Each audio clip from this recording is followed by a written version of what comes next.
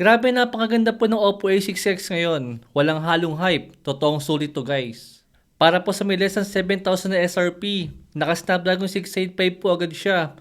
Upgraded yan, yung processor niya. Compare po sa may Oppo A3X at Oppo A5X. Alam nyo, si Oppo A6X po guys ang pruweba na overpriced po talaga yung mga smartphone ni Realme ngayon.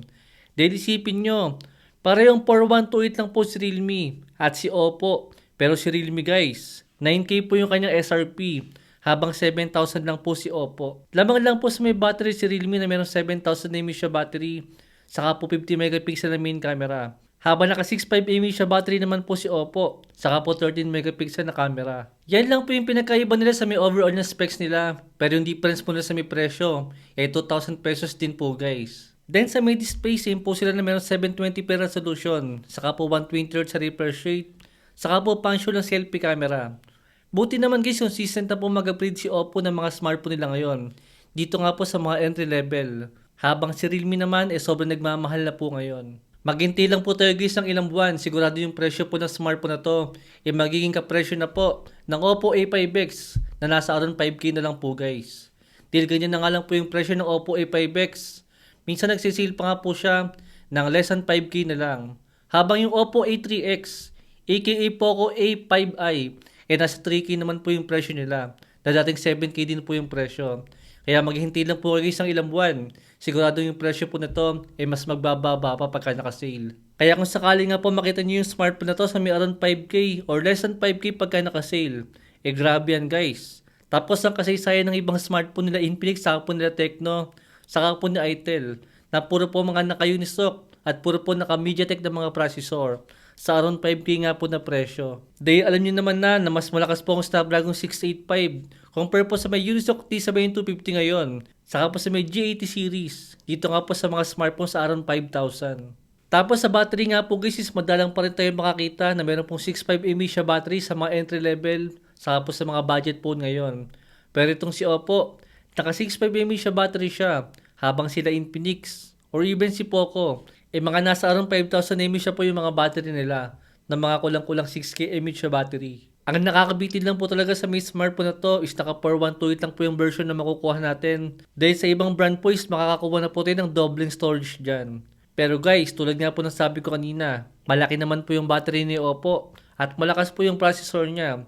Kaya hindi na rin po masama kahit naka 4128 lang po siya.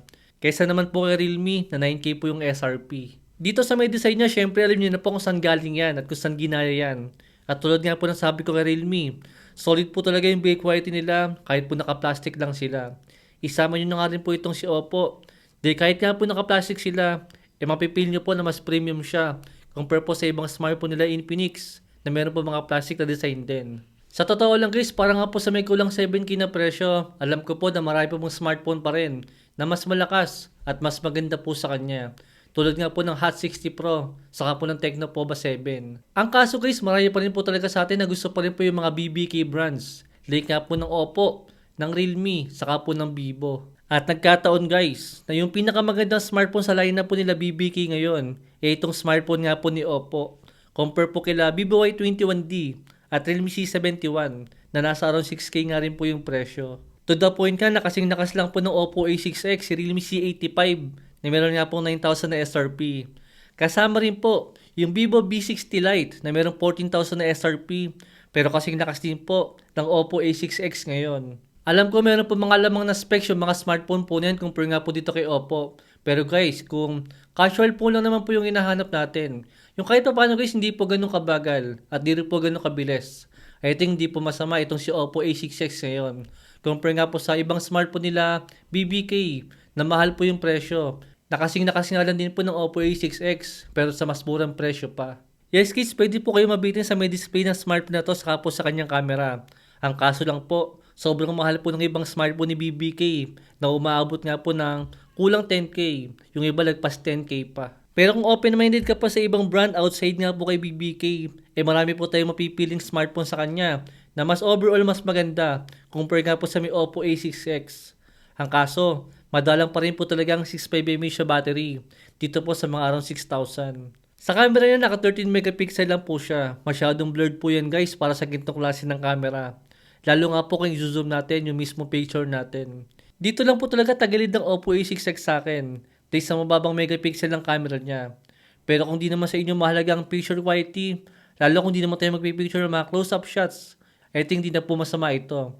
Kaso wag lang po talaga tayo mag-expect ng detailed po na picture, dahil malabo po talaga siya. And yun lang po guys, kung sakaling mapanood nyo po yung video na to, after po ng ilang buwan, at nakita nyo po yung presyo niya, na nasa kulang 5K na lang, huwag na po kayong magdalawang isip. Kung Oppo po talaga yung gusto nyo, dahil maganda po yung specs na makukuha natin. Dito nga po sa may Oppo A6X ngayon. And yun na po guys yung mabilis sa video natin. Thanks for watching.